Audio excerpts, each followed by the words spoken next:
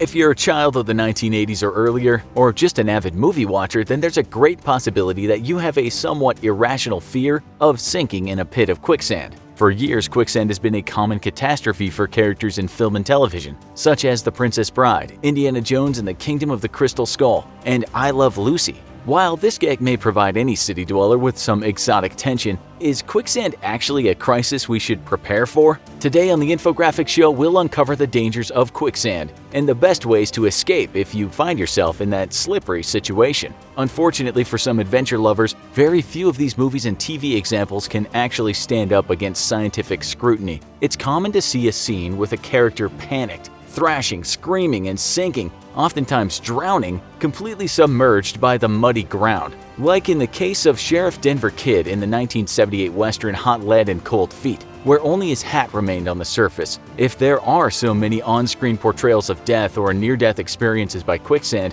why are there so few actual cases of people meeting their demise this way? Mostly because Hollywood has it wrong. Let's break down why this commonality in movies has duped the public perception of quicksand, and what the real-life dangers of quicksand actually are. Quicksand is often found on riverbanks, near lakes, marshes, or near coastal areas. It happens when two phases of matter, liquid and solid, meet. It can be a mixture of sand and water, silt and water, clay and water, sediment and water, or even sand and air. It's caused by the sand having more space between particles than in dry sand. This is why if you try to build a sand castle when your sand is too wet, you end up with a muddy lump rather than a standing structure. One of the leading scientists on understanding quicksand, Daniel Bohn of the University of Amsterdam in the Netherlands, explains that quicksand is a non-Newtonian fluid, which means any amount of stress causes its viscosity to quickly drop, or in other words, its resistance to flow is lowered. While it may look solid, once the weight, like a human or animal, disturbs it,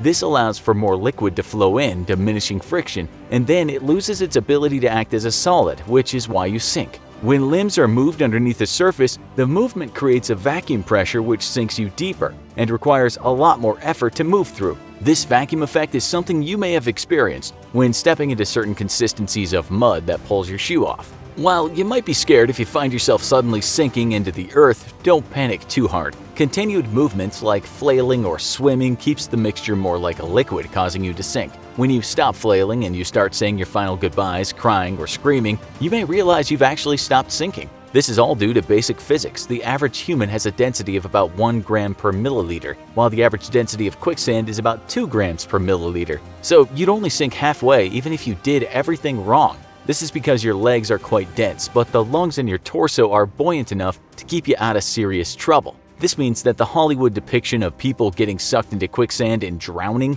is actually impossible, and at no point would the quicksand reach above your head. What a relief! But not really. If you find yourself stuck, it's no easy feat to free yourself from the insane pressure underneath the surface. There have been cases of quicksand deaths, but it's never as fast as the movies portray. Usually deaths occur from exhaustion, sun exposure, or if you're in the unfortunate situation of being stuck near the ocean where the high tide will likely kill you and then sweep you away. Let's not forget to mention the threat of wildlife, especially if you're out in the open desert or rainforest. A slow and agonizing death is far more likely and terrifying. On July 7, 2015, Jose Rey Escobedo went missing at about 10 a.m. in San Antonio, Texas. Police received a call reporting a light blue car had been parked underneath the San Antonio River Bridge in Goliad County for several days. After his glasses and wallet were identified and camping or running away were largely ruled out, police started a widespread search of the river, where Escobedo would often swim alone. A few days later, game wardens Kevin Fagg and William Zappa continued to search the San Antonio River by boat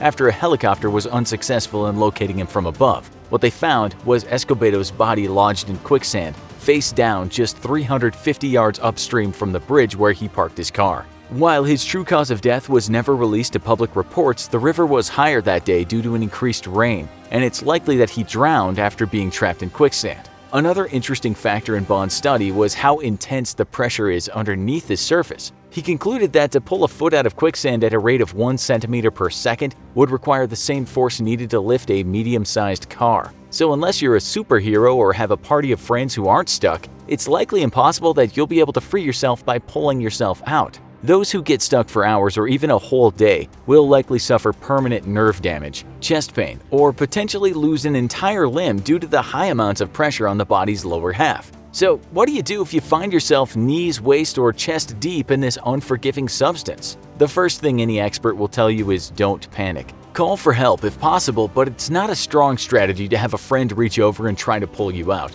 as you have a higher risk of pulling them in with you than of them actually being able to pull you out. Fast, panicked, and frantic movements will only expedite the sinking. The next move you should make is to remove any heavy objects off your person, like backpacks and your shoes if you're able to. Shoes can be particularly problematic because shoes with flexible soles can act as suction cups, and the suctioning effect can make freeing yourself even more difficult. Once you found your legs are stuck, it's important to move them slowly and deliberately, as exhaustion is a major threat because the getting out process could take hours if you're in deep enough. Next, wiggle your legs to allow water and space to flow through and loosen the cement-like sand. While it's not always possible, attempt to move backwards toward the more solid dirt, not forward to risk your head getting stuck. Then it's time to redistribute your weight, which is the key of the whole operation. If you're ankle or knee deep, slowly sit down, or if you're waist deep, lean on your back. While it might sound that this tactic would sink you further, a pit of quicksand is like a swimming pool. If you're standing, you'll sink, but if you attempt to lie on your back and spread out, you'll float to the surface. Continue to wiggle and calmly work at getting one leg unstuck at a time. Eventually, once one leg is free, you just have to continue working to free your other one by wiggling and crawling back to the hard land. You'll probably be exhausted and sunburned, but you'll have survived a daunting task, which many a movie and cartoon character are unable to say. So there it is, and while dangerous because of other contributing factors like terrain, heat, or wildlife, quicksand can't actually kill you like most of us thought it could growing up and watching old cartoons and westerns. You won't sink above your head or get sucked into the earth, although you will really get stuck, and it could take hours to free yourself. And if you're by the ocean, this could be deadly when high tide hits, so work deliberately. Why do you think movies used to portray quicksand this way? And why isn't it nearly as popular in ones today? And most importantly, did this clear up any of your own irrational fears about quicksand, or did it just make your fears stronger? Let us know in the comments. Also, be sure to check out our other video, how to actually survive getting shot. Thanks for watching, and as always, don't forget to like, share, and subscribe. See you next time.